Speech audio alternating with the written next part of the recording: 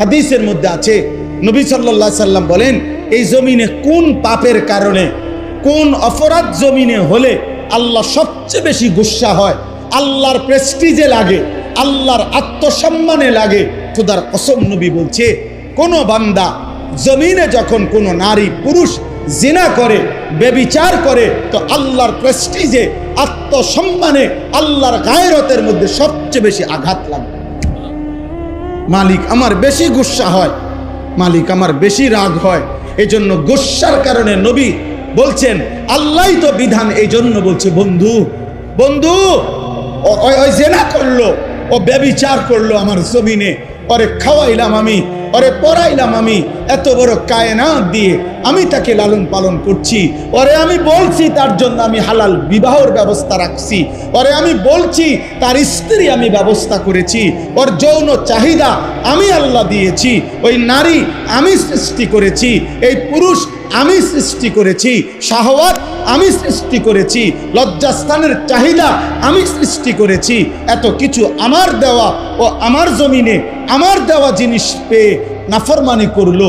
আল্লাহর নবীকে আল্লাহ বলছে, বন্ধু খবর লাগান, এটা যদি বিবাহিত পুরুষ এবং নারী হয়, এই জেনাকার পাথর মাইরা মাইরা ফেলেন, পাথর মারে জাগাত পরে আমি বিচার করবো, আবার পরে আখেরাতে। এখন ওয়ালিয়াশহাদ আযাবাহুমা তাইফাতুম মিনাল মুমিনিন, সমস্ত এরকম মজমায় ইমানদার মানুষের সামনে খোলা ময়দানে ওপেন প্রকাশ্যে পাথর মাইরা ওগুলার মাইরা ফেলে। আর অবিবাহিত পুরুষ নারী হলে 100 করে চামড়ার বেত্রাঘাত করেন, যেন এক এক বাড়িতে 100 বছর মনে থাকে।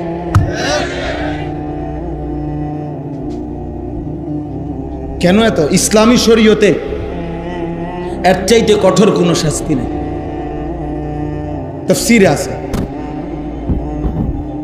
চাইতে কঠিন কোনো শাস্তি নেই। ইসলামী হুকুমত, ইসলামী খেলাফতের এটা জিম্মাদার।